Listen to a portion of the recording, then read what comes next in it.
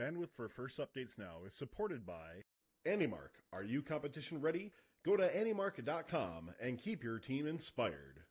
And by the Blue Alliance. Keep up to date on all live and archived First Robotics events and team stats at thebluealliance.com. First Updates Now is brought to you by Twitch. Fun is now a Twitch partner and offering some awesome subscriber-only benefits. Subscribe today or get a free subscription each month when you have Amazon Prime by linking your account and clicking subscribe.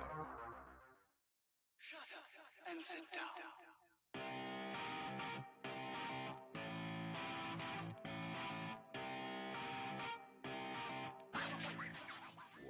Hey, tonight on Candidly Speaking, expect strong opinions on all sorts of great topics, including the new Einstein Scheduling, Festival of Champions. We're not even sure if that's a thing for 2018 and beyond, so we want to talk about that.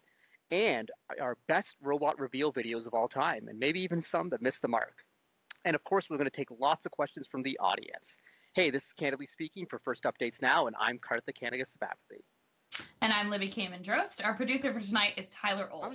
Joining us tonight from Team 118, the Robonauts, and King of Robot Reveal Cinematography is Justin Ridley. Welcome, Justin. Hey, guys. How you doing? So tonight we have an awesome giveaway. It's going to be a set of Bat Hawks from Team 720 Fixed Gears. One winner near the end of the show is going to receive a 4-pack of these awesome devices that instantly let you know if your battery has the voltage for your next match. To win, at the end of the show, make sure that you follow and subscribe and type in the specific keyword when you're prompted. Speaking of subscribing, did you know that subscriptions, including your free Twitch Prime subscription, goes directly to help support First Updates Now? Even if you're not watching live, if you don't mind buying us essentially the price of a cup of coffee each month, you can hit that subscribe or the donation button. And of course, like Karthik said, if you have any questions that you would like to be read during the Q&A segment near the end of the show, you're going to want to tag at First Updates Now and type your question into the chat, and we'll get to it towards the end of the show. All right, so our first topic tonight is the new schedule for Einstein. First, didn't make any big announcements about this. This was kind of one that slipped under the radar, but Mike Corsetto found it and posted it to Chief Delphi. So here's the situation. According to the first championship schedule for both Houston and Detroit, things are going to be a little bit different last year. So last year, we played all the round robin matches and then moved into Einstein. So it was different in St. Louis because there was only one venue. So let's talk about Houston. Houston had 2 separate venues. You had the convention center and you had the ballpark. So last year, the entire round robin took part. So basically, you played the divisions, you've got your division winners, and then the round robin alliances. So 24 teams all moved to the ballpark and played the round robin there. But this year, it's being switched up. After the divisions finish up, the round robin is going to be played in the convention center. And then the 2 winning alliances from the round robin, first and second place, are then going to move down the street and 2 hours later be a part of the finals, which is going to include the FTC finals, some FLL awards, and all that sort of stuff. So there's going to be 2 big breaks now. There's going to be a break after divisions, and there's going to be a break after the round robin. So in terms of FRC, the grand finale, there's only going to be 2 or 3 matches played. So you're going to be moving venues just for a few matches. So this is a very big change. So I want to get some different perspectives here. So Libby, obviously if your team is on Einstein, you're going. But if your team isn't on Einstein, do you think it's worth the trip to switch venues from a mentor perspective and what you want to do with your team? From a mentor perspective, not really. I mean, moving venues, I'm not even talking about, the stories of the teams that were on Einstein, obviously on Einstein in Houston, but watching that, to have to, as a mentor and as a lead mentor for my team, to take a group of 60 children and somehow monitor their way to a different convention center is another liability in the trip. And it doesn't really seem worth it. I think in general, this is a weird schedule thing because one of the coolest things about watching Einstein, having watched many an Einstein in my life, is the momentum of going through the whole show. Even when there are match breaks, there's still this really insane energy. So I think it's a little weird from a selling perspective of this whole, big finals that you're just going to stop and move on. As far as a team perspective, I don't know that we would go. I think it'd be cool to see, but it's probably a better view from the cameras on the webcast. That's my opinion. Awesome. So, yeah, I think it's a lot of matches. I mean, sort of very few matches to justify a move. But Justin, I think you're kind of an expert on this because you lived through the Einstein experience at Minute Maid Park. You're also local to Houston, so you have a sense of, how quickly you can move between venue to venue. So can you tell us a little bit about your experience on Einstein last year, how it was making the move from the convention center to Einstein? Do you think that you can set up a round robin properly in the convention center in Houston? And just what do you think about this change? Well, there's a lot to think about. I think from being down on and Minute Maid Park last year, we were on Einstein, right? So there wasn't a lot that we were complaining about in the moment. We were super excited. There were some things that weren't great from a competition standpoint. I think we all know about the spectator standpoint that there was a lot of problems with Minute Maid. To answer your question about how far it is, it's a pretty decent walk. There's probably maybe a 5 full minute walk to get from the end of the convention center. If you're at the other end, maybe it's a 10-minute walk. So it's not right next door. And then you're bringing your robot over there. That's obviously was a little bit more cumbersome and all your tools. But I think that in general, I'm actually okay with this. I think that George R. Brown, everything about George R. Brown was really good. That the pits were set up nice. The venue from a field standpoint was really nice. There was lots of room. The fields were spread out nice. We went over to Minute Maid, and then it kind of all hell broke loose. The thing that I think a lot of people don't realize from the competition standpoint is how incredibly cramped it was down there.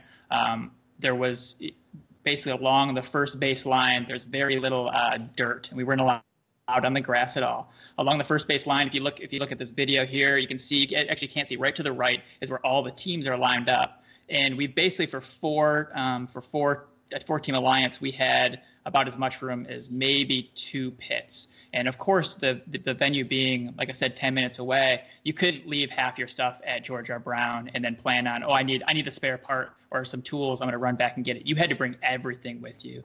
So it being incredibly cramped was a big challenge, but everybody had that challenge. Every alliance had that challenge. So that was something that we were all dealing with, and there wasn't, an advantage or disadvantage to anybody.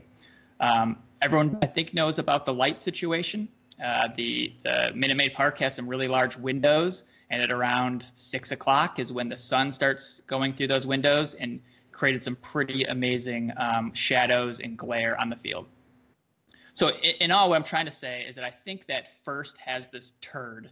The turd is Minute Maid Park, and they have to try to do something to make the situation better from last year. The spectators had a pretty bad time. From a competition standpoint, we were excited to be down there, but it was pretty difficult with the sun and the spacing that we had. So I think they looked at that and said, hey, George R. Brown was pretty great for the everything up until the round robin. Let's see if we can kind of combine that and do the round robin at George R. Brown. Now, I think the reason, why isn't everything at George R. Brown? I personally would like to have the entire thing at George R. Brown. I would like to have Einstein in its entirety in George R. Brown. And people say, well, there's not enough seating for everybody. Well, at Minute Maid Park, it was pretty much everybody was looking at the big screen anyway. The view from the seats to the competition field was horrible at almost every seat. So everyone's looking at the screens anyway. So I could see a George R. Brown setup where you've got them playing over two fields, and the rest of the fields has spectators looking at the big screen. And to me, that would be, from a competition standpoint, that would be just as good as what we saw in Minute Maid. Now, I think first they want a big show, right? They've got a lot of sponsorship dollars. They want to put on a big event. So moving everything into George R. Brown would not really facilitate that. It wouldn't facilitate will.i.am getting up in front of a big crowd and pumping everybody up. So that's why I think they're probably trying to do a little bit of both. Make the competition part better with the round robin, but still have this big show. And is that perfect? I think the things Libby were saying is absolutely true. No, it's not perfect, but I'm actually pretty okay with it. Yeah, I think I kind of fall down that line as well, where I think there's been a lot of people are like, oh no, this is no good and whatever. But like, here's the deal: 2 champs has happened. We have 2 championships, and so things are different now. and we just kind of have to get used to it. I mean, there's some people out there who are still clinging to maybe we'll go back to one championship. But right now we live in a world where the next few years championships are going to be split. I think it's never going back. So we kind of have to make the best of things. Personally, I like convention center events and I like convention center championships. I'm a little bit biased. I've done Vex Worlds now for 10 years, and Vex Worlds is a convention center event almost exclusively. And you can have a really exciting major league feel at a convention center event. Now, if you are going to use two venues, like I think that they should just, do all in one, George Brown for Houston, and do everything in either the convention center or Ford Field for Detroit, not have the movement. I'd like to minimize the amount of moving that's going on for teams. And so only having 8 teams make the move from the convention center to the stadium is a lot better than having 24 teams make it. A little concerned with Detroit. Maybe someone from Michigan in the chat can give some more details, but just looking at Google Maps, it's telling me it's about 1.5 miles between Ford Field and Cobo. So that's a lot.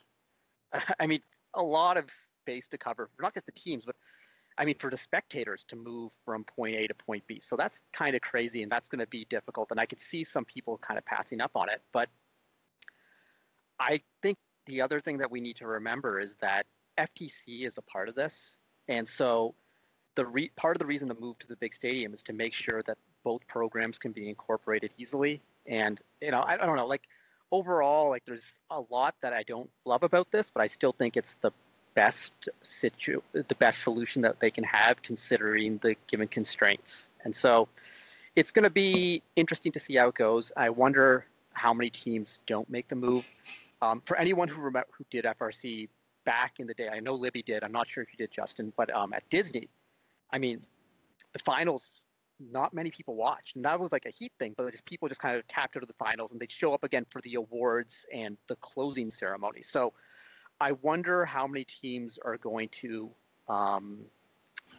tap out of this entirely. I can tell you in Houston, it's going to be pretty empty. I think a lot of people have a bad taste in their mouth from last year. They know what the line situation was, and they're going to say, yeah, but I'm going to go home. I'm going to go back to the hotel room and I'll watch it on a stream, and I'll get to watch the finals and still see, the speeches and stuff and not have to deal with that. I think that's unfortunate, but that's just like I said. I think that first was they have this turd and they have to try to deal with it the best they can, and there's not a perfect solution. And I talked about the sun. I mean, that sun's not going away. So if they wanted to deal with that, they're going to have to put up, I'm sure there's maybe a curtain solution that could work. But I know that they had to deal with that. And maybe that was part of their solution was, hey, let's just not have competition during that part of the day. Yeah. And I think the other thing to think about is that, and Libby, I'd like to hear your thoughts on this, is it important for both events to follow the same structure? Like, would it be okay for Detroit, where Ford Field might be a better, because it's a football field and you don't have the dirt restrictions that you do on a baseball field, that maybe in Detroit you do all the round robin and finals in Ford Field, while in Houston you do the split? Libby, do you think teams would be okay if the two championships differed a little bit, or do you think it's important to make that experience as consistent as possible? I mean, I think first we'll think it's important to make them as consistent as possible. And I don't necessarily disagree. I think as you were describing that, you're like, okay, Houston would be this way and Detroit would be that way. I immediately thought of 2011 when they did the pit fields and the dome fields, and everyone like whined about not getting their time, and it was like a whole thing. I feel like that would be the same like overall attitude, right? Like, oh, how come the Detroit teams get this special Einstein and we get convention center round robin and special finals? I think as soon as there's a difference, people are going to complain. I think first would probably want to keep them the same. I think for two reasons. One, for teams to all be happy and say, like, you all get the same thing, even if it's not the best thing in each venue. But I think also from a production standpoint, it's probably easier to like rinse and repeat the structure that their staff knows. Not that it's the same because it's different venues, but it's probably easier to keep it consistent, at least on a very high level, to say there are these breaks, and the Houston teams are going to get a break between the round robin and the finals, and then, the Detroit teams don't. Is that a disadvantage? I think there's just too many moving parts that they would just want to cut them out the same. So I think that it would probably be fine. It seems like chat really likes the idea, especially people who know the Detroit layout, that they would want to do all of Einstein in Ford Field, but I'm not sure that would be a good PR move for first, because it would be like, oh, well, like someone on Chief Delphi inevitably would go, oh, well, they knew they messed up Houston. Like, it's just we don't need that level of sass arguing on Chief. We have enough of it. Yeah. And I guess the final point I want to make before we move on is that, I mean, the championship format's changed drastically in the last couple of years. And now with Alliance selection happening first thing on Saturday morning, that's a weird dynamic for teams, especially, the divisions last year were about 70-ish teams. So, 32 make the elims, and then like more than half don't. And their day is done at 8 a.m. And are we really expecting them to stick around and watch elimination matches, sit through a 2-hour break, and then watch, the round robin, and then sit through another break and move venues? Like, we're asking a lot. So what I think may happen is you have a lot of teams who will peace out right after Alliance selection and then reappear at the new venue at like 6 p.m. or whenever that's happening. But I think that we might see a decreased attendance for the division playoffs and the round robin. I don't know. Maybe we'll see.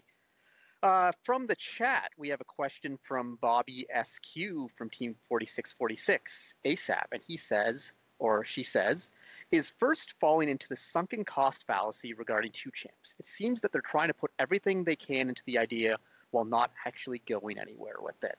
Justin or Libby, do you have thoughts on that question? Because I don't. Yeah, I mean, I think the only thing I want to echo really about, I mean, we're about to get into a little more two champs discussion, but I want to echo your point is that, like, the championship structure is changing, and I can even see in chat now, like, we should go back to one chance. Realistically, that's not going to happen for, we don't know. We know it's this way till 2020, and from then on, who knows what first will think that we liked. And I don't think we need to spend energy at this point lamenting. I mean, yes, it sucks, but like lamenting the way it used to be. And I think this is just something, like you said, this is the way it is now, and we just have to work that way. We have to work within the system if we're going to play an FRC. It doesn't mean we have to like it, but we have to be within it. So I don't know what first is falling into regarding two champs other than they are. Yeah, I kind of agree with that. I think that I would never defend first in the decision for two champs. I definitely, like most people, I do not agree with that decision. I don't like it at all. But I do have to at least appreciate the situation they're in now. They've made that decision. They had a pretty bad experience for the Houston Championships at Minute Maid. And kind of anything they do at this point, it's almost like it's a lose-lose. People are going to complain no matter what they do. If they made no changes from last year, people are going to be pretty ticked off. They made some changes from last year. Looks like people are pretty ticked off. Like, I think that they're kind of between a rock and a hard place, and I can at least appreciate that they're trying to do something to make it better. Yeah. So it seems like there's just one chat question, and then we're going to move on to our next thing, which is very related. But Troutmaster Gaming asks, is there even a big enough venue for one champ? Guys?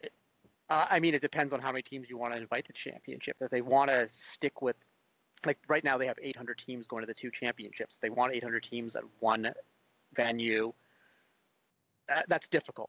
It can probably be done in Las Vegas. It could probably be done in Louisville. But you're not going to get your Einstein in a stadium in Louisville, and same thing with Las Vegas. If they want to go back to a championship of 400 teams, then yeah, they can do it in all sorts of venues. And that's a topic for another show. I would love for championship to go back to 400 teams. I'd love for championships to be a crazy exclusive experience, but that's not what the first board of directors wants. They see championship as something that should be accessible to every team once every 4 years. They want to be able to teams to access it from a wait list. So if you go in with that mindset and you want an 800-team championship at one venue, good luck. It's not easy. Yeah. So speaking of championships, a great follow-up to our discussion of Houston and Detroit championships is, of course, to talk about what the follow-up was last year, which is Festival of Champions. First, kind of seemed to sweep Festival of Champions under the rug this year with little to no comments and no mention on the championship website. There are, things floating around that this sort of idea that FIRST doesn't have the sponsorship or funding to run Festival of Champs, and unless money comes through, it might not happen. So, Justin, let's get your impression on Festival of Champions, and if it doesn't happen in 2018, what's the alternative? Yeah, I'd be really bummed out if it doesn't happen. I was when we were on the floor of Minute Maid, on Einstein, I was thinking about Festival of Champions and how cool that experience would be for the winning teams. I'm guilty in that I did not watch Festival of Champions. I was on vacation, so I was not able to catch it. I would have watched it otherwise, but I think it's. I just expressed my displeasure for 2 championships. I really like the fact that FIRST recognized that really pissed people off, that there wasn't, a final winner, and they did something about it. It was not perfect, just like we said, the Minute Maid stuff's not perfect, but they tried to do something about it, and I thought something was better than nothing. And I thought it was cool to have the two champs teams playing a best of 5, and it sounds like the matches were pretty exciting. They went to 5, and I enjoyed that. So not having it would be a bit of a bummer to me. The reasons for it, maybe FIRST has got some valid reasons. If there's not money to support it, then I'm not getting my checkbook out to pay for a Festival of Champions. So I don't know that I can speak too much on why it's not happening, but I'll be bummed out if it doesn't happen, or if they don't generate some type of alternative in the future.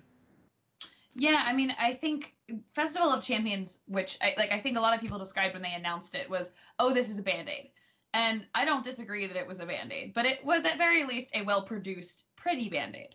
I can't speak as a team that was there, but I actually went to Manchester and I went to Festival.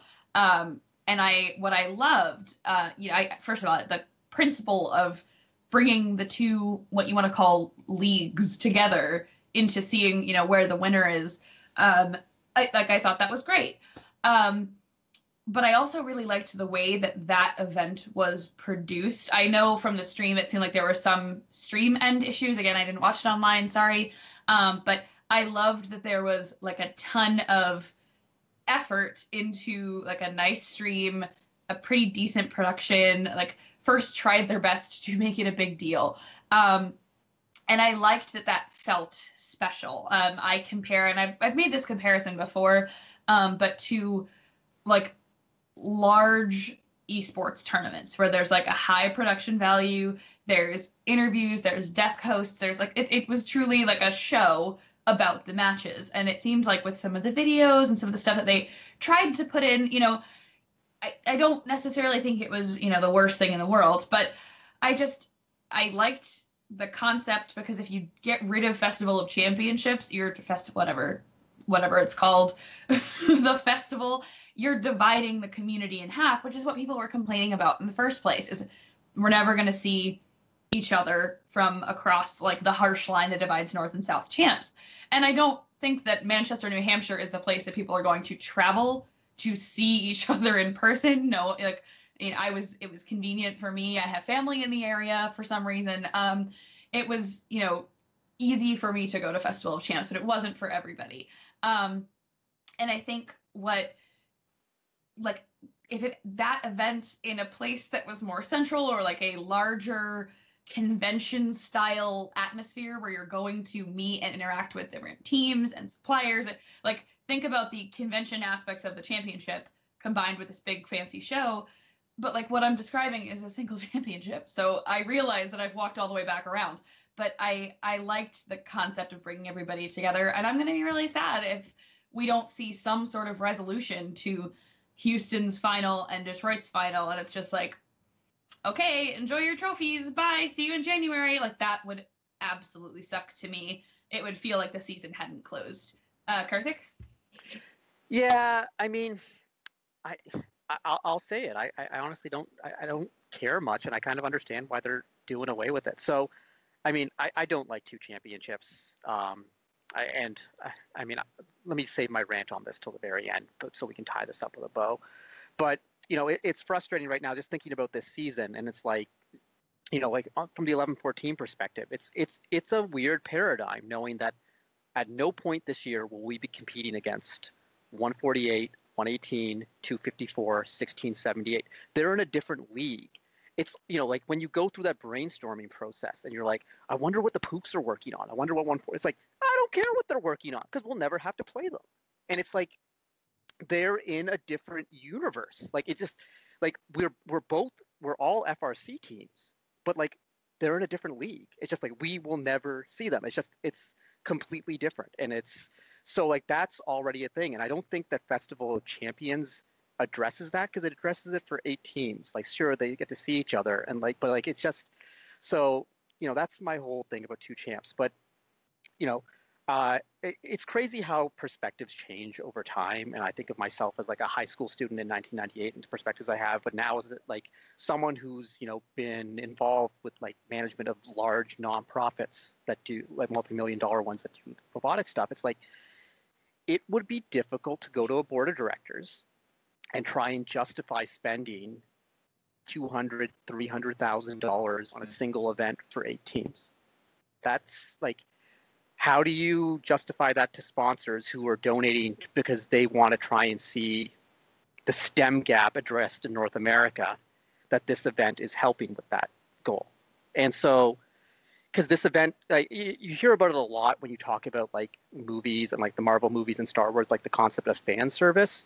And I think Festival of Champions, a lot of that it was like for your super intense community who is going to spend time in the summer watching a robot event from home. Yeah, Festival of Champions was cool for them, but like, I mean, I remember in 2008 when 11-14 won the championship it was like, I remember coming back to the FRC events in Ontario the next year and thinking people would be like, oh, congratulations on winning championships. Most teams had no idea that we won a championship because their season ends after their last event and they never hear anything. They'll do trivia at Ontario kickoffs. They'll be like, hey, which Canadian team was on Einstein last year? And like, no one will know because their season ends. It's a small niche who's looking for these sorts of things. And like, that's a lot of money to be spending on the niche. So if, I'm not going to write the check for it. If there was a sponsor who said, hey, I want my money to be spent on Festival of Champions because it means something to me, then I totally get it. But most of these sponsors, that's not what they're interested in. They want to see their money going to impact as many students as possible. And Festival of Champions definitely doesn't do that. So, I mean, yeah, it's a bummer that there's not like one true champion at the end of it. It definitely feels a little bit incomplete, and like this year, like, if 2056 and 67 win North champs and 118 and 148 win South champs, I want to see them play each other in something where it means something. And like IRI will never have that same lure. But like also, I don't know that Festival of Champions truly had that feel because, like I talked to the Poofs and they're like, yeah, we did a little bit of work before this, but not too much. And we didn't bring all our stuff. We didn't bring all our kids. Heck, one of the teams pieced out. They were like, yeah, we can't go. So like, I don't know, like the intensity of championship, it's hard to recreate it. Like a lot of people talk about IRI as like the true championship. I'm like, I've never seen IRI is a great event. It's fun, but it just doesn't match that intensity that you have at the championship. So I think 2 champs was an attempt to try and do something for the community. And I think some people enjoyed it, but I just don't know that enough value was generated to justify the high costs. If these cost figures that we're hearing about is true. So yeah, that's kind of my thoughts on it. Yeah, so go ahead, Justin, go ahead. I was going to say, can I say what I would love to see? If I was king of the world, what I would love to see?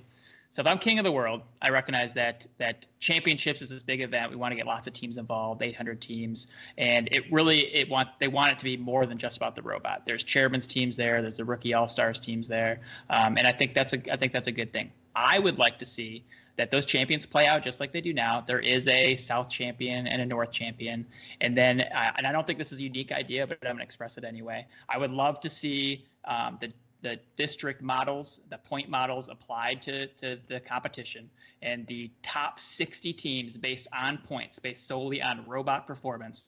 Those top 60 teams go to a final culminating event, and that is like the ultimate. It's, everyone talks about IRI being the best of the best. This is literally the best of the best because it's defined by a point structure that I think works really well. And it's based on your competition performance, and those 60 teams get together, and maybe it's 50, maybe it's 40, whatever. Those teams get together and have a best of the best. And it is all about the robots.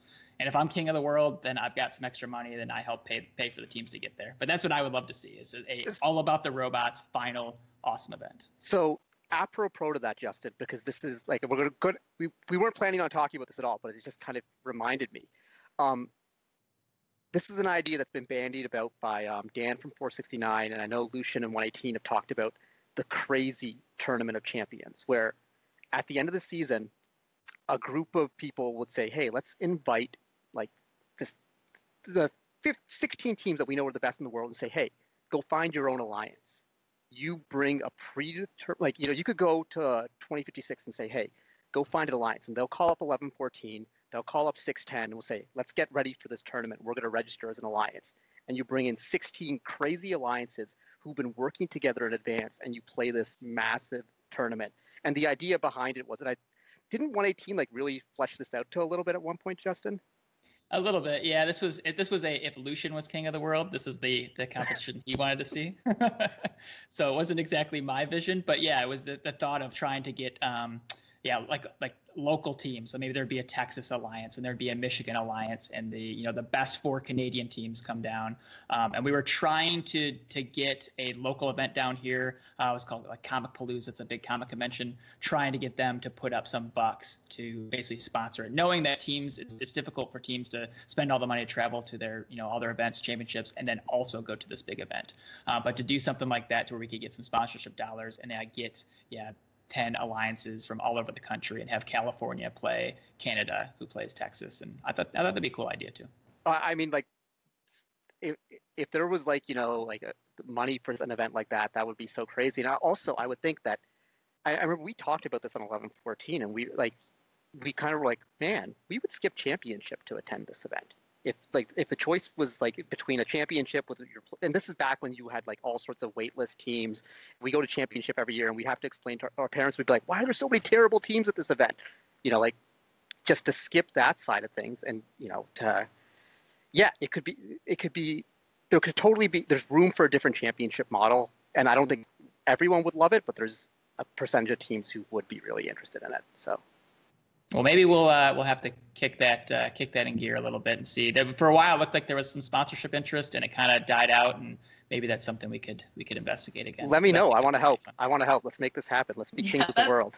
That sounds so cool. Like that sounds like an absolutely incredible event. One of the and Karthik, I want to go back to your point about like it was not a good use of money to impact 8 teams. Totally agree. I think there's this balance of desiring both something where you're bringing the leagues together and seeing the best of the best, but then also, oh God, how much money is that going to be? And so with that, we have some kind of audience comments / questions on the model, since we're talking about different models. A couple of people, but specifically first posted by Ben Ward was, I know there's a significant cost difference, but what are the thoughts on all of Einstein being held at Festival of Champions? So a couple of chats have clarified that would essentially be like you took all the division winners and then you threw all the division winners into a Festival of Champions. I think it'd kind of be, the same idea of spending a lot of money on slightly more than 8 teams, but still on a ton of teams. But I mean, it's interesting. But I think what it does is it makes a logistics problem even harder, not just for 8 teams to get to New Hampshire, because I'm assuming first would want to move it outside of their own neighborhood. But then, 2 entire championships worth of division winners to get to this like weird place that nobody really goes to. It's sort of a myth, right? But it just seems like it makes the same problem, but on more teams. I don't know what you guys think. Yeah, like I see the idea behind it, but the logistics are so difficult. And also, like, there's a lot of teams who will skip their state or provincial championship in the district model because they know they can't go to championship for whatever reason. And I think there will be a lot of teams who are like, well, yeah, what's the like? Do we want to go to championship if we know we can't do the next level? There's just a lot of teams who competing in the summer is not an option for them. So, and then like when you're forming your alliance, like, are you trying to make sure that, hey, I'm not going to pick a team who's going to be like peace out and say, yeah, we can't do like the Einstein. So it sounds cool, like having great robots all in one place, but logistically adding another level of qualification up, I don't know. Yeah, it's easy. It's easy for 118 to say, yeah, that sounds great. We would definitely do that. But then you're going to tell, there's some team who they just did all this fundraising to get to championships for the first time. Their mentors took off work to be there, and you're gonna win their division. And then you say, hey, now you got to go fly out to New Hampshire, do some more fundraising, take some more time off work. And I think there's plenty of teams like that you'd say that to, and it would be impossible for them to do that. Well, it's one of the things, if you look at high school sports in the U.S., why they do state championships. There's rarely ever any sort of national championship because it just becomes too much travel for the kids and too much logistically. Yeah. So the next question is probably specifically for Karthik because it relates to Canadian venues. But from Jamie Sin, something I'd like your thought on ACC or Toronto Convention Center as the idea for the venue for Festival of Championships, ignoring international travel for teams, which I don't think you could do. But go ahead, Karthik. Yeah, I mean, you could do Festival of Champions at any venue. It doesn't have to. So yeah, yes, sure. The other one is sort of similar, but do any of us think that FIRST will go truly international, truly global, and host any championship, split, quartered, whatever division championship outside of the United States? I'm going with no. I mean, it depends if you consider FIRST Global to be part of FIRST. FIRST Global and FIRST don't seem to talk to each other ever or advertise for each other, so it seems like they're completely separate entities. So if we're going to leave that aside, I don't see in the next 5 to 10 years the FIRST championship as we know it leaving the United States. Yeah, it's they wouldn't even put Festival of Champions in a kind of common venue, so I don't see it happening. Do any of you see any teams attempting to host their own Festival of Championship? Which I guess we kind of covered because it seems like what 18 wants to. But do you think that would work? I think that someone could do something with the right amount of motivation because, like, 469, Dan talked about it, 118's talked about it. Jim Zondags talked about the concept of JZ champs, where he runs his own championship, and it could happen. It could be like IRI could do something where they get these teams. It's never going to be the same as the original championship, but little things could happen. Yeah, I think it's all about dollars. So if you're able to give a team the money required to travel, I think that becomes a much more attractive option to them. So if people have the dollars to help teams do it, and maybe it's not a full ride, we'll say, but if it's hey, I can give you $5,000 if you can come down to Houston and play Robots with us again, and they're like, sure, we'd love to do that. Yeah, I think when you make it easy for teams, it works. And the last question is kind of a simple answer. So if you guys don't mind, I'm just going to take it. Was what about Indy for a single champs? The convention center is connected to Lucas Oil, and the seating is a few thousand more than St. Louis. I don't think we're going back to single champs, unfortunately. But also, Indy was on the list, right? I don't remember if it was this time or the time before, but Indianapolis was definitely on the list of places. I don't know if you guys had any thoughts on Indy, but it could have happened. Yeah, Indy would be a great venue for a split champs or a single champs, but maybe in the future, who knows? So we talked about everything's happening with championships and two champs, and I still have more to say about two champs, maybe for post show. But let's move on to what we're here to talk about today: robot reveal videos. So before we even get there, hey, if you've been enjoying the show, don't forget to hit the follow or subscribe button so you can keep up to date on all the fun content. Thank you to our donors and subscribers for support. There's so many cool shows coming up, especially once we get into FRC season with like FRC Top 25 and the region recaps. So you want to make sure you're subscribed so you can be a part of all of that. So we brought Justin in for a big reason today. Justin, you've been known for creating not just you're like the king of the robot reveal videos. Some of your videos have been viewed over 100,000. I know you're shaking your head here, but you are like the master of this within our community. 100,000 views. Like Macklemore even gave you guys a shout out, is the rumor, which I want to talk about in a bit. But so we've asked all the hosts to come up with their favorite reveal videos, and we can talk about what makes a good video, what doesn't make a good video, and what does it take to make one of these videos. But before we get into all of this, speaking of reveal videos, Tyler, I think this might be a great time to talk about the signature event of Fun Nation, which is Premiere Night. So, Ty, do you want to give us some of the details?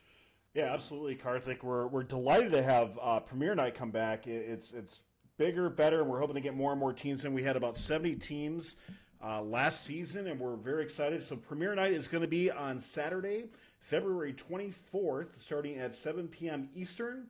Submissions are going to be due by Thursday, February 22nd, most likely 10 p.m. Eastern. We'll get back to you. So last year, guys, if you didn't get a chance, we are expecting more teams to submit. We're very excited for that. And with that said, we've kind of come to this conclusion that, hey, we need to focus more on the reveal videos, a little bit less on the host discussion. So we'll still be talking about some of the reveal videos on premiere night, but we really want to focus on the teams and the videos that they had. Last year we had 20,000 views between live and archived content. So if that's something you're interested in getting, guys, you got to get on something like this. Video's got to be 90 seconds or less.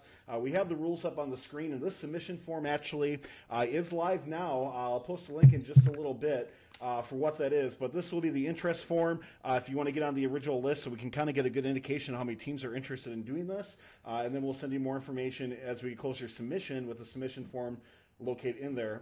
Cool thing too, guys, is we do have a license from Monster Cat to use their audio on Twitch. So if that's something you're interested in doing, you can take songs from monstercat.com, and those won't get blocked on the stream, which is kind of nice to have as well too, because you always got to keep in mind audio for this. I'm sure Justin will talk about audio and video, some techniques for that. But we do have that link coming out in just a little bit. But we encourage all teams to get involved with it. We're very excited for it. And if you don't get more than 20,000 views, some of your teams do. But even if you do, get in on this. We're very, very excited to have you in as well. So that's all I have. We look forward to everybody submitting for premiere night.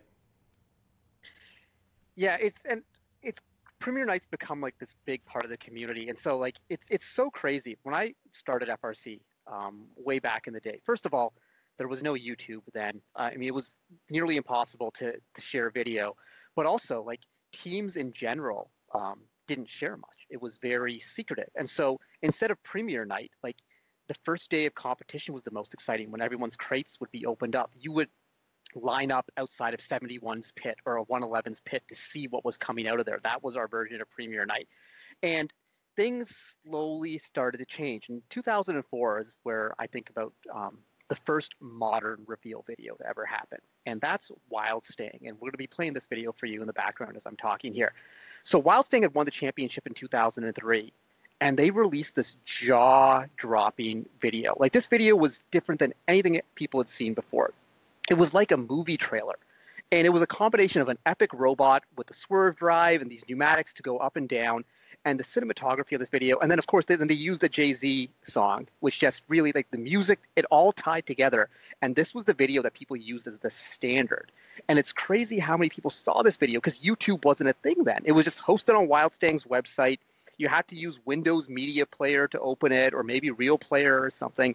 But this video just kind of blew everyone away. The combination of the highlight footage of Wild Stang winning champs in 2003, and then this crazy, and it was like what we call a classic Wild Stang robot in terms of, like, it just did everything on the field.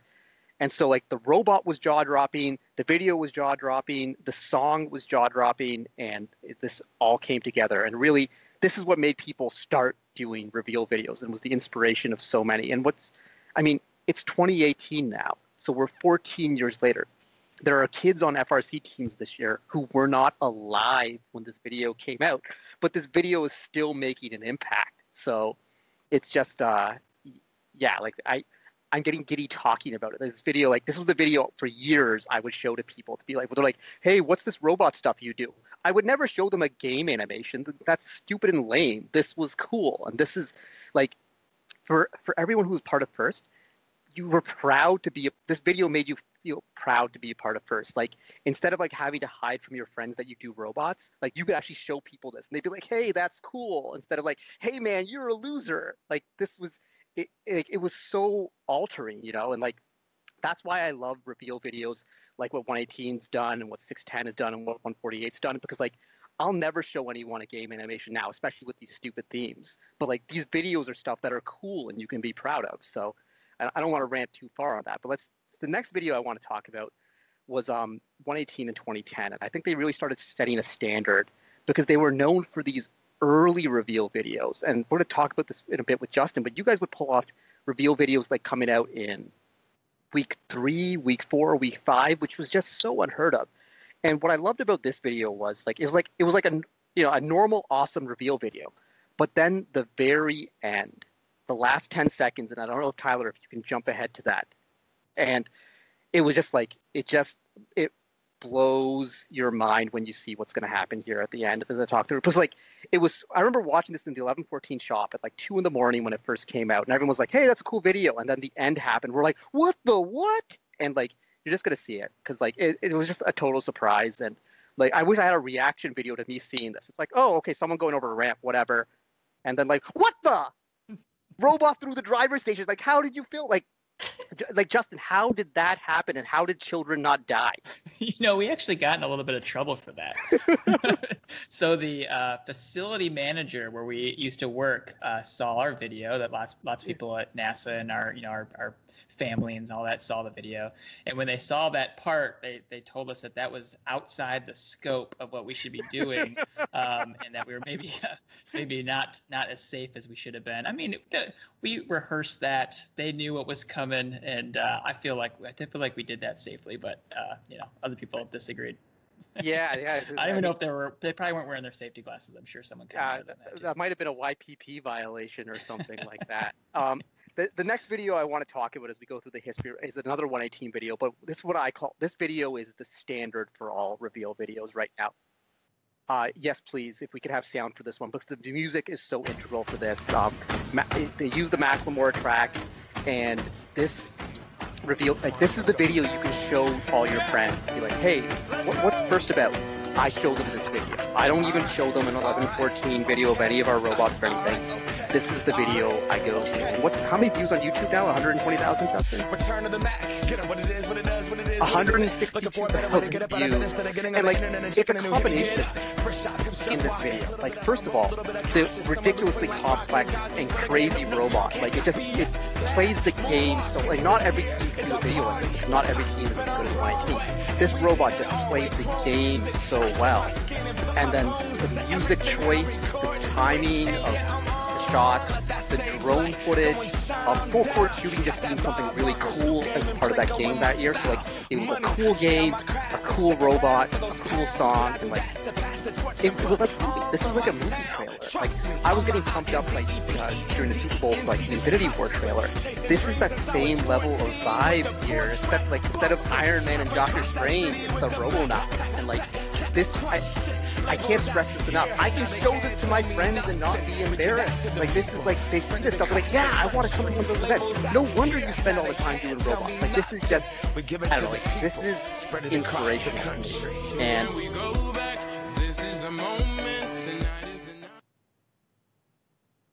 yeah, I think you hear, but like, this makes such a huge impact on so many people. Sorry, Libby. No. I think I lost your audio, so I thought that you stopped. So I was gonna cover you up, but no, I think what's really cool is like, it's really cool for people who don't know what this is, but then when you're also in the community, like I remember watching this video when it first dropped, and of course it's like the big moment when 118 or any of the big teams like drops a video, everyone stops what they're doing, and it's like 118 dropped their video, we have to watch it right now, all work stops, like you just are staring. And I remember specifically the first time the robot tilts back. And it's like, I didn't know you could do that. Like, why is this a thing? And it's so whether you're in the community or out of the community, this is something that's so mind-blowing, whether it's because it's a cool tech that you weren't expecting on a robot or just because it's like a beautifully produced video. I think I don't mean to derail your favorites list, but no, I agree with you 100%, 1,000%. Yeah, and so is it actually true that Macklemore gave you guys a shout out in the concert? I've heard the story, and I don't know if it's urban legend or what. I have not heard that story. I don't know where that story came from. My guess is that's probably a rumor. If Macklemore gave us a shout out at a concert, I wish I knew about that. I'm almost positive I heard it from Jesse. So I'll check it on that one. But like, I mean, like 162,000 views. Like I often wonder if any of the artists from these robot videos ever catch one of these, like they're on YouTube searching for their music and they see one of these and like, what the hell is that? Like, why is this set to my music? I wonder if anybody ever thinks that, including I'm waiting for the day, like the Poofs do a video with a Jay-Z song and then like Jay-Z just like phones up Travis and is like, yo, like that was dope. Like that was hype. I'm waiting for that too. My phone is open. I'm waiting. Yeah. Okay. And so the last video I want to talk about on my favorites list, and this was like almost solely for music choice, but it was still a really good video. It was 610 in 2014 because they did a bold music choice. They went with Black Skinhead by Kanye, and I just think that so many videos choose like milquetoast songs that are very boring, or they go with like electronic music, which does like it doesn't have like some sort of meaning to it. But like this video just energizes me. And like the robot was like very like there was lots of robots like this here. It's like catapult, shoot, or whatever. But just like going with that bold music choice. And I think for all people who are watching this today, who are working on the reveal videos, go bold with your music. Like think about what the top big music videos are right now. What's popular on YouTube, and you know what are people listening to, and what are they watching? If you want to get some attention for your video, I think that's a real way to do it, because there's two types of reveal videos I pay attention to. Actually, I'd say there's three types. So the first type is super awesome teams. Like I'm always going to watch to see what 118, 254, 148 do. The second is I'll click play, and if I hear a song I like, I'm going to be engaged and I'm going to follow that. And the third is it's the viral ones. When people are like, hey, you have to check out this video. You might not have heard this team. Like last year, it was the rookie team from, I want to say New Hampshire, or maybe Massachusetts, 63-28. I'd never heard of them before. It was some random rookie, but people were like, hey, check out this video. And I watched it. I was like, whoa, this is cool. I'm going to follow this team through the whole season. So, you know, getting those things to go viral. But this video was just, I mean, and like the student who worked on it, now a university student, Jordan Grant, and his crew from 610, like they're really, really talented. So it's no surprise that you had an awesome video like this. So that's enough of like history and my favorites. Libby, why don't you talk about reveal videos and maybe talk about what you don't like in videos? I think I did a lot of talking or ranting about what I didn't like in a previous Candidly Speaking episode, and I want to blanket, because there were some comments, I want to blanket that I am in no way trashing on like the kids that make any video, because personally on our team, reveal video has in some years has been like an afterthought. So I am super in awe of kids that are like, we're gonna make this video, we're gonna produce it this way, we're planning ahead, like gold stars all around for thinking about a reveal video before premiere night's announced, because that's fantastic. Like it can, at this point, my thing with the things I don't like about videos is where you're like showing off artistic shots of components that aren't aren't different. It's the RoboRio, like we all have one. We talked about this already, so I don't want to go that far, but I do want to like re-blanket my statement with I love that in the FIRST community, it's not just about robots. You can have kids who are really passionate about video production and media, and like they have this home on their team. So what I personally like, personal opinions on Candidly Speaking, is videos where you clearly show what you can do. I love music choices. I enjoy fun music. It's no nonsense. It is, here's what our robot is. So the first one that I picked was actually the Poofs in 2014. Speaking of Karthik's kind of thing about music, one of my favorite things, and we don't have to play the music in it because I'm sure you can go watch it. There's a link to it. But the actions of the robot synced to the music, which I thought was rad. And of course, that's, you know, probably inspired by other videos. But what I love about the Barrage reveal is that it doesn't waste your time. It's a quick video, and it's, here's our machine, here's our Auton, see ya. See there, it's like, it is a true teaser, and it's playing on the screen now as it's, you know, a look at the machine, and this opening part where it's like pictures of the robot is synced to the music, and I love that. But it shows you the robot, hey, here's our Auton, this is what we're capable of. And it's not a 5-minute montage on your team, which just personally I don't like. I like to see what the robot is about. I usually skip montages. My other favorite thing about the Barrage reveal is just how boldly it is like, we are good at this. Hello, we are going to win champs this year. Like, it is so boldly like, we're the best.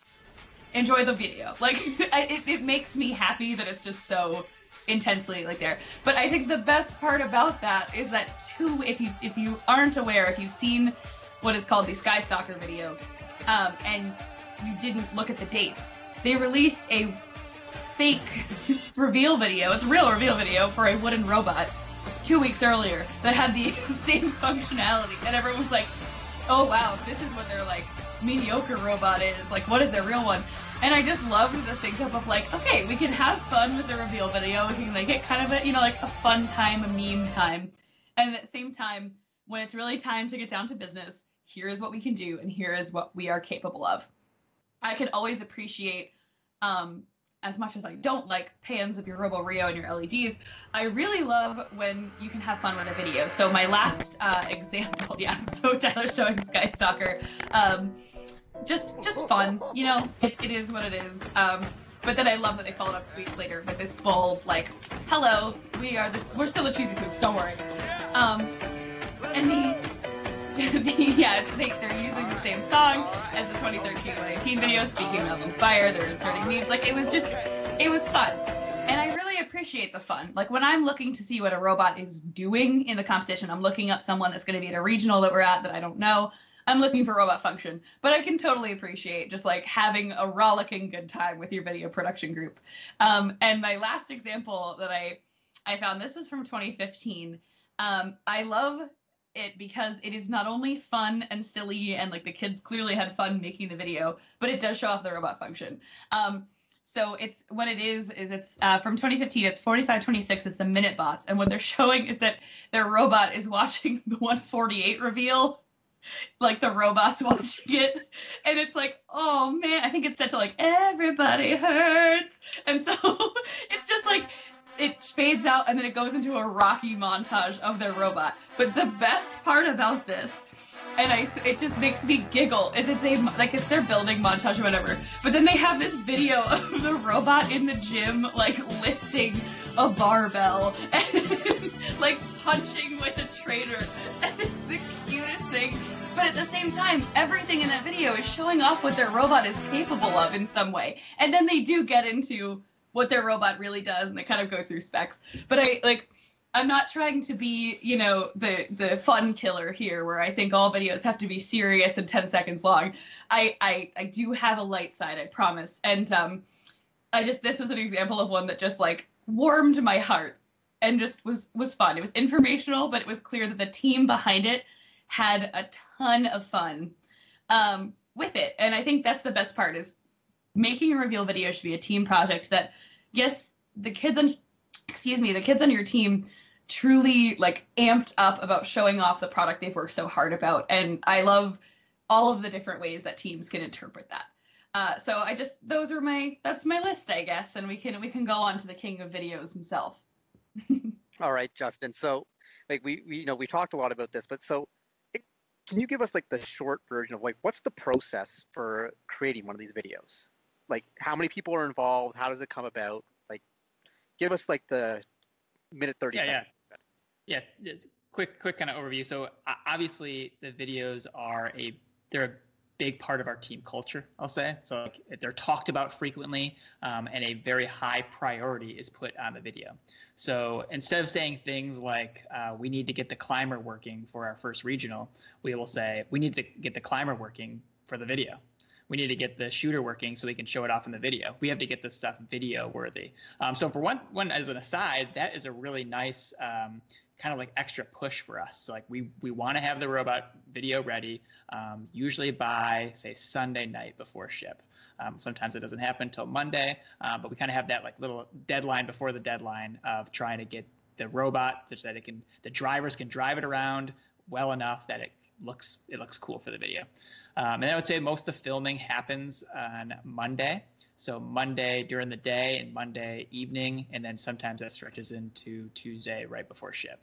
And there definitely some negatives to that, like when we should be solving problems and trying to do some last minute things before putting our robot in the bag. Those are usually us getting our last minute shots that we're doing something over and over and over again to get the perfect shot when we probably should be fixing mechanisms. But again, it's a priority for our team and it works for us. And it's videos are fun for us, and we want to show off our hard work, and we get those maybe 2 days of filming, and then everybody usually takes Wednesday off. The night after ship, Wednesday they take off, except for me. I will hole up in a room and hopefully find some good music and edit a video together to try to get out maybe Thursday as soon as I can. So a question for both you and Libby. So a lot of the videos that we talked about, and Justin, you're going to talk about your favorites in just a second, are showcasing some of the best teams in first. Like, we talked about 254, 118, 148, and like, it's a lot easier to have an eye-catching video when you have a really good robot. So if you aren't a team who's like super elite that everyone wants to watch, who's built like a tether bot or like some crazy climber or whatever, what do you think the best way is to make your video pop so that it'll get attention? I think Libby just showed one. I had never seen that video before, and I'm sad that I never saw that. But I really enjoy inserting humor into a video. So like that, I thought that was really great with the lifting the weights in the gym. So that's one way to do it, is to get some humor, to try to be different, to know that every team's kind of showing this year they're going to show a robot putting a cube in a scale and showing a robot putting a cube in a switch, and that show that off is cool, but to try to find some unique aspect to your robot that you can highlight. And if you don't have a unique aspect to your robot, doing something unique with the video itself. Yeah, no, I think that's spot on. I mean, I think if you know that the robot is going to be, like, even I think you mentioned it, like 2014, so many robots were the same, right? Similar, at least, Yeah. And it's okay to know that your robot is similar to others. I think showing off something unique about your machine.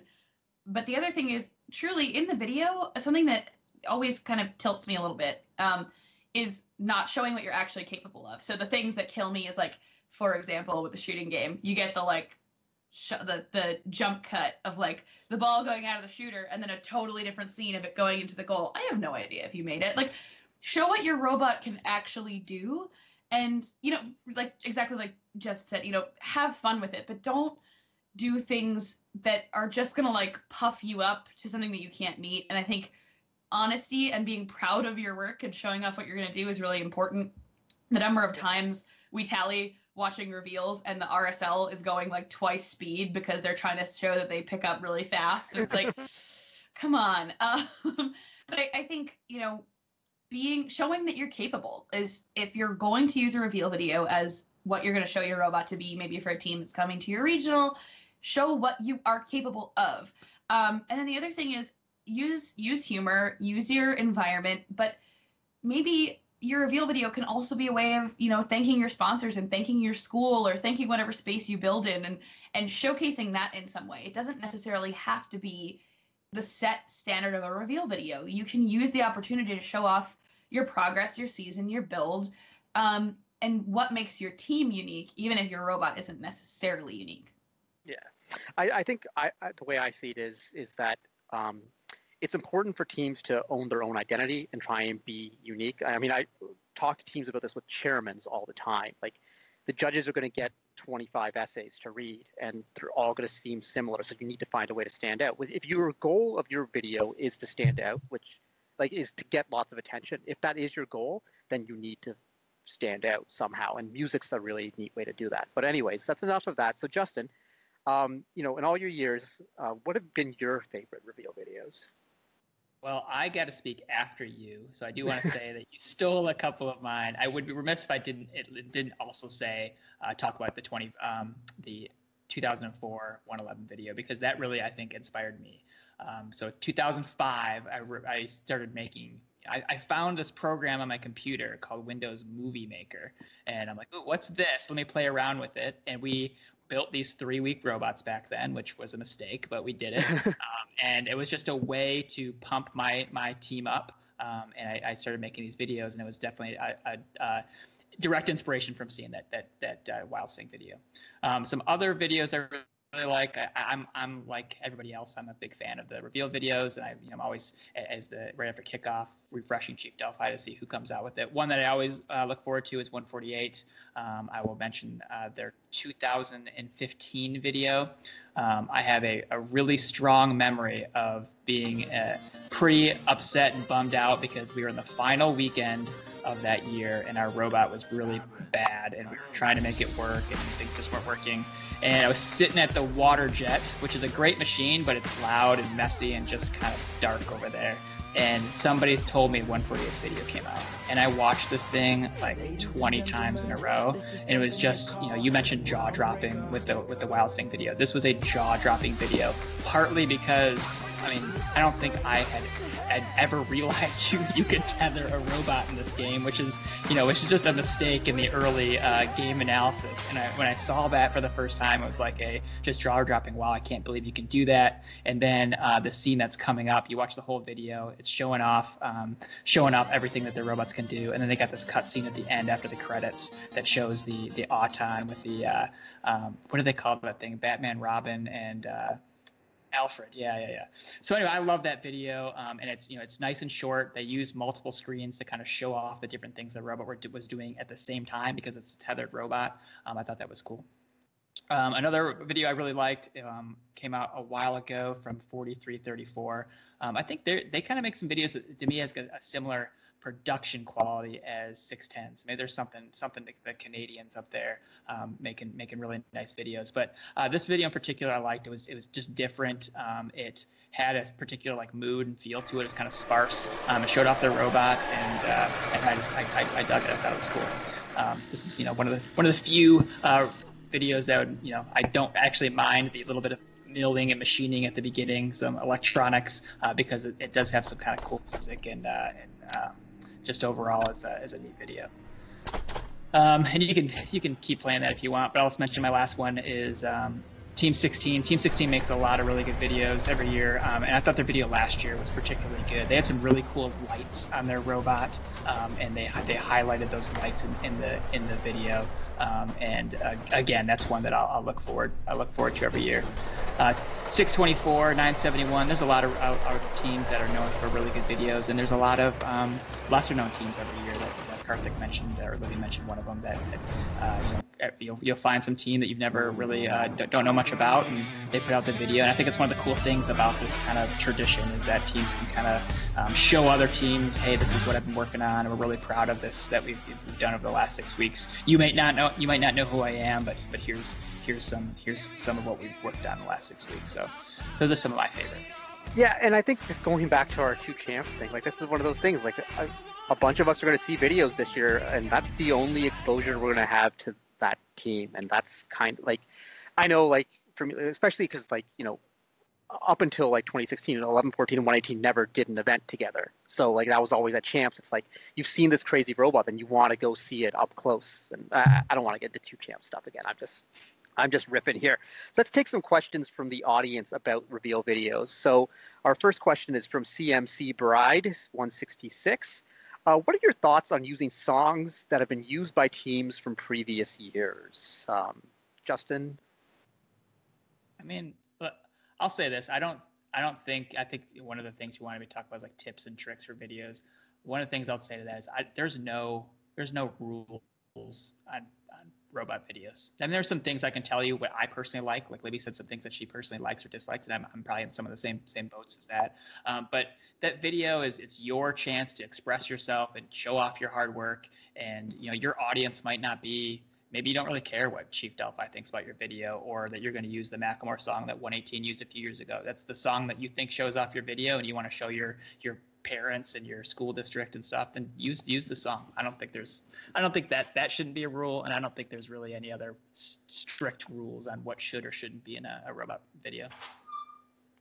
Yeah, I think that's a really good point. I mean, not nobody, the artist owns the song, but no team owns the song that was used in a video. I mean, I think if you're making the rest of the video your own, but that's a song that you love and think is, the right fit for your video, all right, cool. That's great. I think don't make one that's shot exactly like 118's to Can't Hold Us. Don't do a shot for shot redo with this year's robot, but your own spin on something happening to have the same song. I mean, YouTubers do it all the time because they use the same no copyright library. Twitch streamers do it too. There's only the artist owns the song. You don't have to avoid a song just because another team used it. Joe G from Chief Delphi asks, does anyone want to set an over-under on the number of reveal videos this year that use an 8-bit version of Can't Hold Us? That'll be cute. That'll be adorable. I think there's going to be a lot of 8-bit stuff going on with the theme this year. And what I'm really hoping for, though, is because 8-bit also represents an era, and I would love it if there's a lot of robot reveal videos with songs from the 80s. The Miami Heat just did this thing recently with a throwback jersey that's Miami Vice styled, which was an old 80s TV show. And you should look up Miami Heat, Miami Vice videos. And like they did it like 8-bit style and the neon and the glowing. So I think there's cool stuff you can do if you go in that direction. We have a specific question for Justin from Azathoth _. What is your favorite Muse song? So I was really into Muse for a while. I'm not going to pick a favorite. I'm not going to answer that question. I'm sorry. I was kind of on a kick where I feel like there was a period where every robot video could have had a Muse song in it. And every year I do go back to my Muse, the catalog, and think about picking another song. So maybe this will be the year that I bring back a Muse song. We'll see.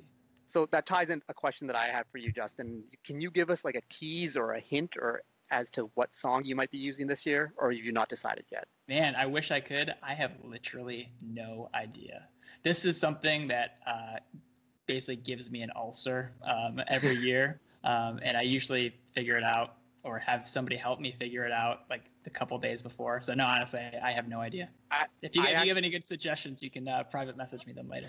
I do, dude. I have all sorts of like. I remember like 1114 doesn't do robot reveal videos mainly because like, well, we're not really good at it, but when we did our chairman's video in 2012, I spent at least, and I tallied it up, like at least 80 hours just listening to music to try and find the right songs for that. So I totally get the ulcer-inducing nature. Surfing a lot of Spotify, and I mean, I've got some that I've thought about using in years past that maybe I'll bring back as options, but I don't know. So I'll tell you what happens is I stress about it, and then some song will come up and it'll be very clear. Oh yeah, that's the song. Let's use that. So because I know like every year it's like when at the first note we hear from your reveal videos, I'm like, yep, they nailed it again, because it's just you have a knack, man. This question for Justin and for Libby, as they both do a lot of this. But what's your favorite video editing software? From CTT 956. Go ahead, Justin. No, you can start. All right, I will. I use Premiere personally. It's just what I learned in university, and it's what I use now. I like Premiere. I've used other stuff. I've used Final Cut. I've used Windows Movie Maker in a pinch. But I tend to like Premiere, and if you get Creative Cloud, especially if you're a student, you can give it a shot for a little bit cheaper than real Premiere. Yeah, I think I use Premiere Elements, like the cheap version. And Elements is super good for basic stuff too. Yeah, I mean, to be honest, like you can see in our videos, we're not doing a lot of really fancy, video tech stuff. Basically, because we don't know how to do it.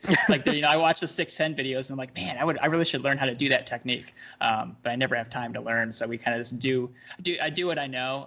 And yeah, it's Premiere Elements, and I will say like Windows Movie Maker, especially there's an older version of Windows Movie Maker that was much easier for syncing music to the video, and there was some feature of that they removed, and I would always, before I got Premiere, I would always go back and like find this 1999 version of Windows Movie Maker, whatever year it was.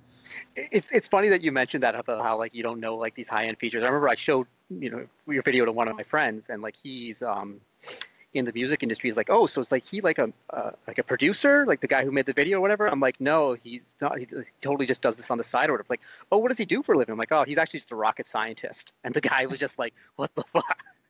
I will say, I mean, I would like to learn more. I mean, I really enjoy making the videos, and I would think if I had time to learn more of the software and to do some more cool things, I would really enjoy it. And it's something that maybe in another life I would have gotten into film instead of engineering. For sure. I know we're not huge on free time in this time of the year, but I know there's some pretty good Premiere tutorials. I think Coursera has some good ones. There's a bunch of fun online ones. So if Justin, if you or if anybody in chat wants to learn, it's every time this year when I'm about to make the video, I say, you know what, in the off season, I'm gonna go watch a bunch of tutorials and learn more about Premiere, and then I don't. Yeah, the off season, that totally exists. But it seems. Oh, go ahead. No, I was actually going to read your part because I was incorrect and not realizing it was yours. Karthik. I know. Colors. You're ruining the illusion. Okay. I know. You mean we don't just make this up on the fly? Anyway. We have some time that we would love to use to field some of the questions that our live audience has submitted. So if we can take a few more, I think we've got a couple down here, but if you want to get your question in the chat that you want myself, Karthik, or Justin to answer, you can type it in chat now or pretty soon here with @FirstUpdatesNow so that Tyler can see it and pop it into our little document where we read them from. But before we kick off the Q&A, we are going to start our giveaway of the Bathawks, which is courtesy of Team 1720, the fixed gears. Again, it's a pack of 4. If you are watching live, you're going to go in the chat, and you have to be following the channel, which is the heart. I believe it's right above me if Twitch works the same way I remember. You have to hit the follow button, or you get extra luck if you hit the subscribe button, which you can do for free with Amazon Prime or $4.99. But following gets you into the giveaway because anybody who's following, if you type the keyword, and it's kind of funny, but I'll explain in a second, the keyword is brisket, like the food, because the donor, Sean, it's Sean's birthday, and that's what he's eating for dinner, so apparently that's our keyword. But the word brisket in the chat, subs get 5 times chance to win giveaways once again. And if you're watching with a team, if you're in your shop right now still working, you can all log on and get in chat. Each person has a chance to win as long as you are following and/or subscribed to the channel. So good luck on that. We'll run that as we get through the Q&A. So you're typing brisket while we are answering some questions. So as a reminder, because we've gone off the rails before, Karthik and Justin, let's keep our responses short as we can get to as many questions as possible. So here's our first question for Justin. With the advent of districts in Texas, how likely is it that 118 comes back up to Canada like in 2016? Good question. I hope it's still very likely. I think if we go districts, 118 is very fortunate in that we have got some funding available to travel, and we really enjoy being able to go different parts of the country. And one of the big reasons for that is to meet different teams. And our time up in Canada was incredible. We got we would occasionally play with, say, 11-14, 20-56 at a championship event, but getting to spend a lot more time with them at a district and learning about their programs is a great opportunity. So even if we go districts, I hope that we still are able to travel, and being able to travel to other districts like Ontario and Michigan would be even cooler. Yeah, I know that was one of the cool things for our team that year, that joint dinner we did between the two teams. Like, the kids just loved it, and like the mentors loved it. It was a lot of fun. So another question straight for Justin. What is your personal favorite of the 118 reveals? Not news songs, just reveal videos. Wow. I really liked the 2011 video for some reason. I like the Inception music and how that went with the video. And I really thought last year's video turned out fun, and there was a pretty good response from last year's video with just the song choice and that one. I enjoyed that one as well too. So. 2011 is the one with the thumbs up, right? Yes. Yeah. Because our team has a GIF of that we use in our team Discord to like approve things to each other. So I also really love that one. On the reveal video train, Ask the People asked, what are your thoughts on using a parody song for your reveal video? And I hope you don't mean the first parodies. Yeah, in general, I'm not a big fan of parody songs, so my personal opinion is no. But like, if that's your team identity and you really enjoy that stuff, then go for it. Agreed. Easy enough. Yeah, I mean, I'm not sure. We'll talk about the parody songs at a different time. I think we have, but I'll rant any other time if you guys want. This one's more about the Houston Minute Maid Park situation. What do you think FIRST is going to do about the terrible acoustics in Minute Maid? Last year it was either damagingly loud or so muddled you couldn't make out what's being said based on where you were seated. Is there anything they can do about that? So maybe Justin can have a better answer, but like, I wasn't there, but I just think that you learn a lot, like from running events this large. You can't anticipate everything, and you learn a lot based on like how the event goes. So I'm sure they set up a couple days early and they tried out their sound rigs, and they were like, ooh, this isn't good. And they probably tried to get it as best they could, but they probably couldn't fix it without new equipment. So again, I wasn't there to know how bad it was, but I'm assuming that they will just use different equipment. And like, they have concerts at that stadium, so it's possible to do it right. So they're just going to probably change things up, and hopefully they nail it. Yeah, I didn't. We'll say this from the floor. The speakers are all pointed away from us, so we couldn't hear anything. I just assumed that, up in the stands, people are hearing things just fine. It wasn't until afterwards I heard that there was audio problems. But from our perspective, we couldn't hear anything. So imagine sitting through a Dean Kamen speech, but you also can't hear anything he's saying, and you're sitting on a field waiting to play Robots. Love it. So, yeah. That sounds like my idea of a great time. Yeah. Yeah. So, again, with the champ split, I can see where in the doc we're getting these questions from. But I guess it's to kind of all of us. But if segregation or division of teams is such a large concern, does it need to be addressed before the continued expansion of the district structure? The district format has done more to segregate teams than dual champs.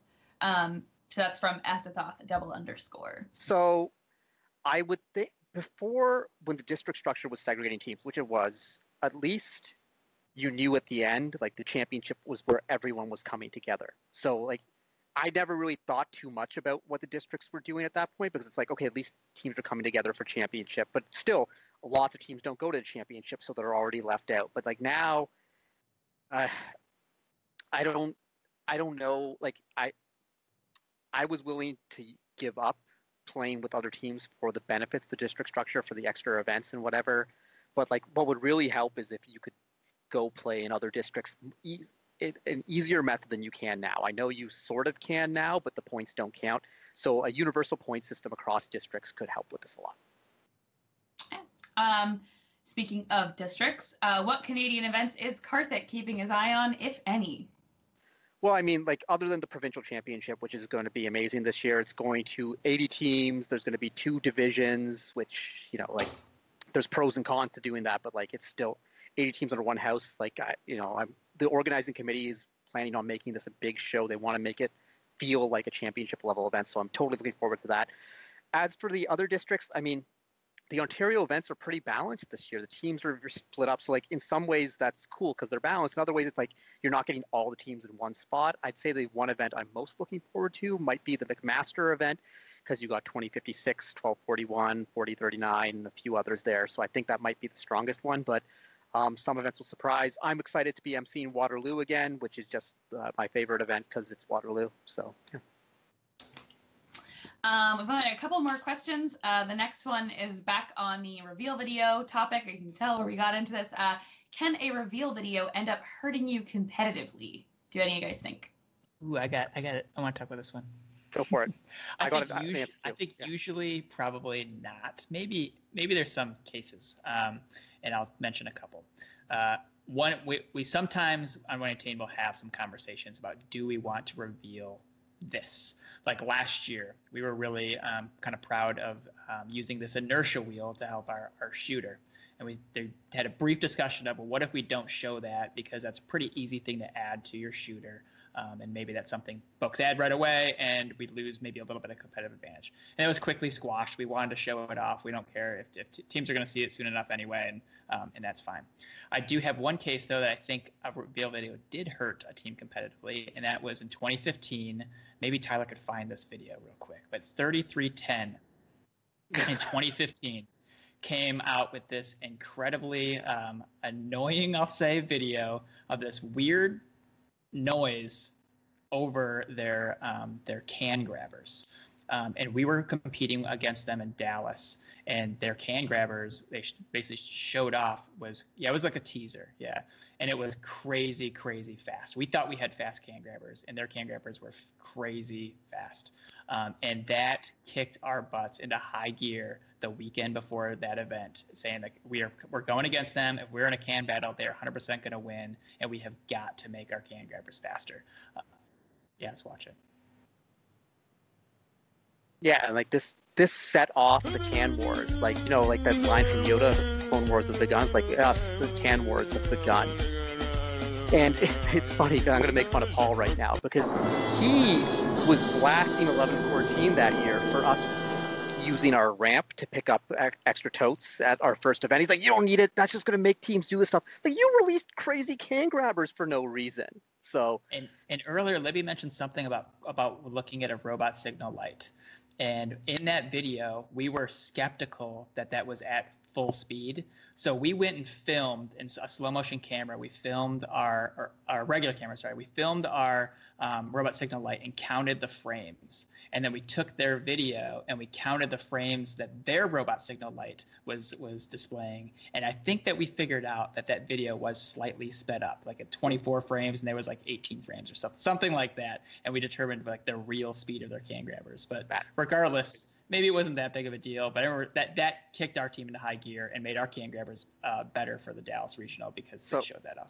So the one I want to talk about wasn't a reveal video, but it was a picture. And this is like ancient first history. And we could do a Candidly speaking on this robot specifically. But Team 68 in 2003 had a robot that would climb the ramp, and then they would drop these arms. And basically, they had like a lockdown on the field. And this picture was so impactful. Everyone was like, how would you stop that team? They were basically anchoring themselves to the field, and they can't be moved, and they're going to be up there, and they're going to win. And Tyler's brought it up there, producer extraordinaire. Those arms would fold out, and the field, like there was a ramp in the center, and there was like a limbo bar on each side of the ramp, and they would kind of straddle the limbo bar with their arms. And they put this picture out there, and I guess the game design committee saw this and was like, well, that's overpowered, or that's too much. And they made it illegal after that picture came out. And so that dissuaded teams for years from posting anything that could be on the edge, because you figured that they weren't going to make it illegal at competition, but they made it illegal. Right? There was a team update issued, and like that was crazy. There's no way the new GDC would do that now because they're much more rational. But like that was like an example of a team being hurt by a picture being posted. Can I jump in real quick, Justin? Can I ask you about 2012 with 118 in regards to your bridge mechanism that you had? Because that came out in your reveal video, and then that was essentially ruled illegal, right? That is true. Yeah, I mean that came out in a reveal video and about 4 or 5 first Q&As as well. So I mean, yeah, it was ruled illegal. This is Candidly speaking. Go for it, Justin. Yes, please. First Q&A. This is totally off topic, and I feel like they started pulling the same stuff this year. Just answer the questions. It's not that hard. That particular year, we were asking, hey, you guys don't define grasping or grappling. We want to do this particular thing. And it was basically the only response was we can't comment on particular designs. And that was it. And to be honest, we took that as, well, if they didn't want this to be legal, they had a really good opportunity to answer that question and make it clear that it wasn't going to be legal. And so we went to our first regional, and they left it up, I guess, to the head ref, or maybe they had a call with New Hampshire. And we did it in our first practice match, and the ref came over and said, if you do that again, it's going to be a penalty. So it was kind of a bummer. It was a cool mechanism. But what really ticks me off is that this year, a team asked about grasping and grappling again in relation to like the 2-inch sides that are on the scale tower. And they said, if we react against both those 2-inch sides with a single mechanism, is that considered grappling? And the response was, FIRST does not have a definition for grappling. It will be up to the head referee at your event. And that response just really, it brought back memories of 2012, and all I could think of is, why can you not answer that question? Do you want teams to do that or not? Just answer it.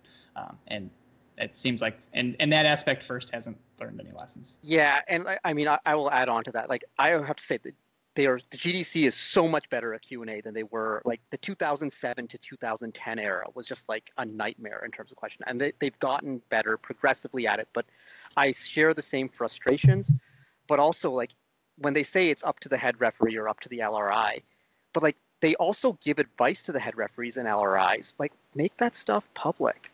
Like in VEX, like it was always like the referee training videos are made public so teams can see them as well, so they know what if there's guidance being given, give it to everyone here. Like there's obviously some things that are like, need to stay behind the curtain, like how to deal with a kid who slaps a referee or something. Yeah, like that doesn't need to be public, but if you're just giving advice on, hey, here's a difficult situation, here's how we think you should make the call, give that advice to everyone. And in the Q&A, you can say, we can't rule absolutely on this. We can't give a blanket ruling to a hypothetical situation. But here's some examples of how we might rule, like just something like that. So we could do a whole Candidly speaking on this. Yeah, and while I do agree they've gotten better, the there's lots of questions related to extending below your bumper perimeter. And basically teams are trying to ask, can I be on the platform and extend something below the platform to say a robot to be lifted on? And is that going to violate the bumper rules? And man, it took 3 or 4 question and answers, and they were pretty contradictory. And I'm still not 100%. I think I know what the answer is, but it could have been just a lot clearer. Anyway. Okay, so on a lighter note, and I think that does kind of deserve its own. We've talked about it before, but you know, you can invite me back to talk about first Q&A. Heck yeah, done, dude. But the fun one for reveal videos, what Kanye song would you most like to see in a reveal? Oh, see, this is like with Justin with Muse, like it's hard to pick. So okay, so like there's 2 things. One, you could do a crazy video with Runaway, and like I think that would be a great one to do.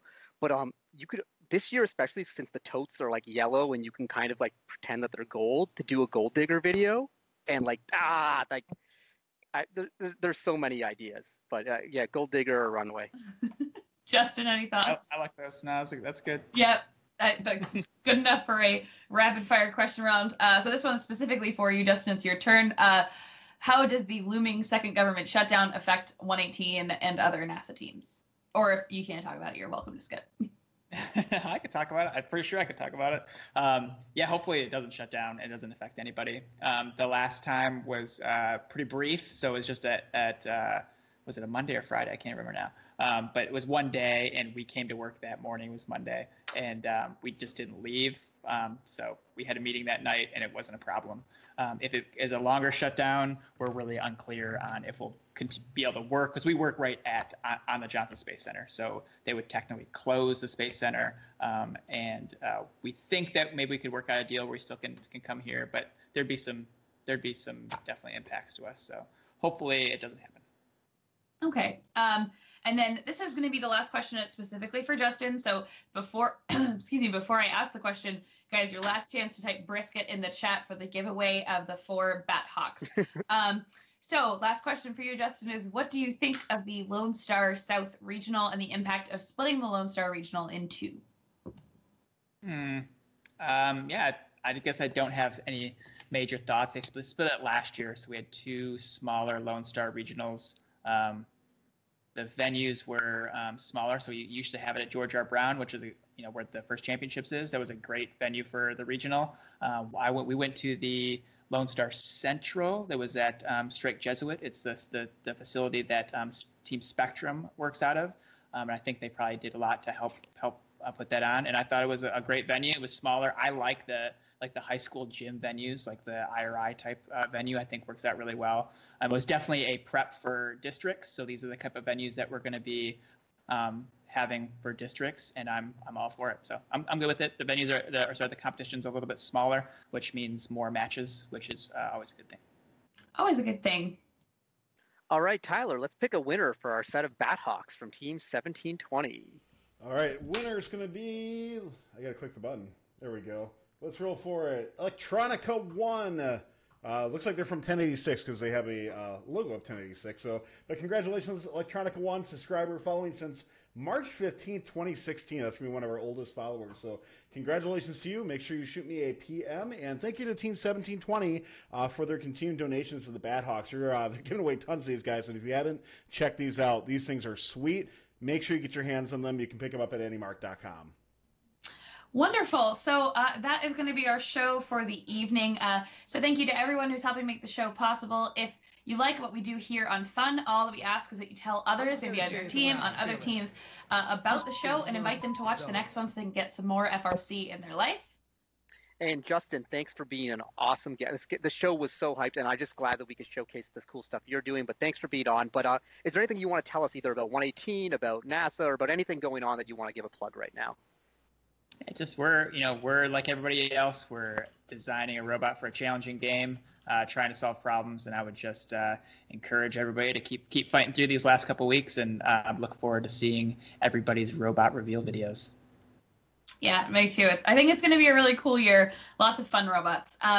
So specifically for first updates now, we have a big lineup of shows this week, which starts with Let's Draw Robots tomorrow at 8:30 p.m. So keep an eye out for an awesome coloring sheet from Christina Tia and World Play All Day. Let's Draw Robots is going to have Jasmine from First HQ, from one of the game design committee members. Oh, okay. Oh, Tyler says skip it. My bad. Our bad. Oh, boy. So it's not a game design committee member. Sorry, I mistyped there. Oh. That was my bad on that. Yep. Thanks, Tyler. Thank you, Tyler. It's going to have Jasmine First HQ. You know her from those wonderful field tour videos. Lots of great jokes. Ay. Okay, tomorrow's also subscriber night. So right after Let's Draw Robots, there's going to be a special show for everyone piloting called Fun After Dark. We're going to have trivia prizes to win for those who want to call in on Discord. And then on Thursday, it's the final episode of Fundamentals of LabVIEW, where you can get tips and tricks on LabVIEW from National Instruments. NI is also going to give away a Robo Rio to one lucky live viewer. We've got a Week Zero community stream on Saturday, so make sure you check the Twitch page, Facebook, and, of course, the First Updates Now Discord for all the details. Discord's also a great place to chat with Fun Nation. You can click the follow button on Twitch to stay on top of all of Fun's shows. We have also launched a Snapchat, so you can add First Updates Now.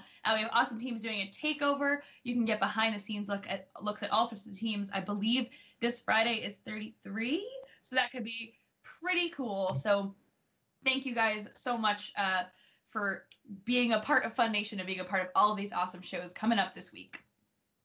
On behalf of myself, Libby, and our producer, Tyler Olds, working behind the scenes, we want to thank all of you for tuning in. Thank you, Justin, for being our guest, and to all the moderators in the chat doing good things. If you're watching live, we'll be in the chat for the next few minutes. Otherwise, we'll talk to you next time on Fun. So, hey, good luck with the rest of the season, and get ready for the Olympics start on Friday. Thanks for having me, guys. It was fun.